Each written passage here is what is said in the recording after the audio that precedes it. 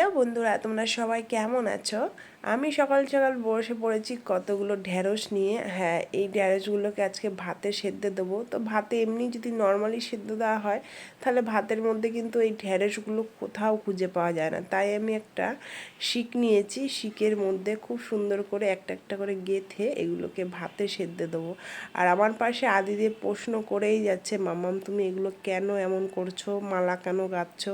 আমি বললাম তুই একটু ওয়েট কর, তারপর দেখতে পাবি এটা কি করব। বাচ্চাদের মনে কিন্তু অনেক ধরনের প্রশ্ন থাকে, আর প্রশ্নের উত্তর দিতে দিতে মাঝে মাঝে মাথাটা আমার খারাপ হয়েই যায়। এই সুন্দরভাবে সবগুলোকে একসঙ্গে বেঁধে দিলাম। আর এটা কিন্তু প্রচণ্ড সুবিধা হয় এমনভাবে ঢ্যাঁড়স সিদ্ধ করলে, তোমরাও কিন্তু ট্রাই করতে পারো।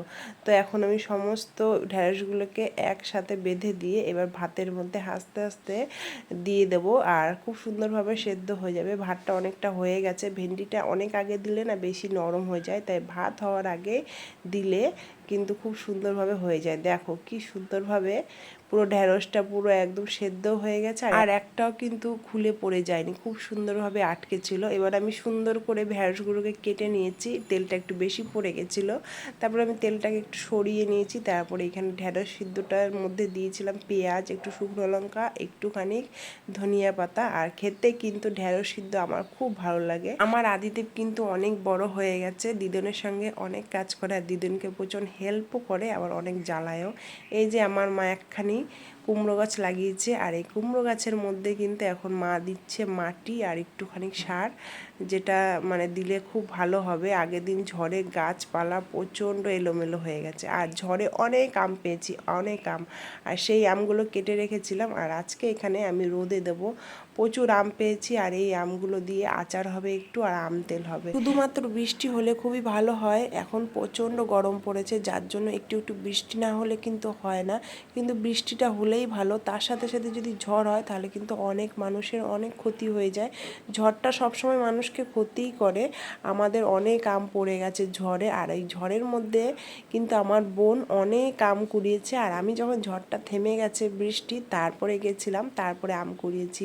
তো আম কুড়ানোটা কিন্তু আনন্দ, কে কার আগে আম কুড়াবে। আম কুড়িয়ে কিন্তু আমরা সব এক জায়গায় করে আবার একে দিয়ে দিই ওকে দিই, কিন্তু আম যে এক একটা করে কুড়ানো, ওর আগে আমি কুড়াচ্ছি, এটাই কিন্তু একটা আনন্দের ব্যাপার। আর এই বৃষ্টি মাথায় দিয়ে আম কুড়ানো কিন্তু আলাদাই মজা, যেটা কিন্তু আমরা ভীষণ এনজয় করি। আমরা অনেক ভাই বোন তো, তাই একসাথে আম কুড়াতে ভীষণ ভালো লাগে।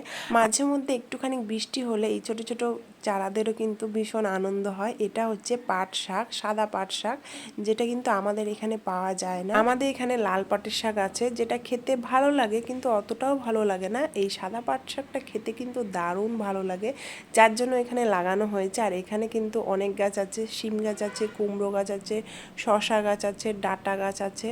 তো এত সুন্দর লাগে এখানে আসলে, আমার তো বেশ ভালো লাগে, সকালটা বেশ আনন্দে আনন্দে কেটে যায়। এটা হচ্ছে শশা গাছ, কবে যে ধরবে কিছুই জানি না, এইগুলো লাগানোই হয়েছে।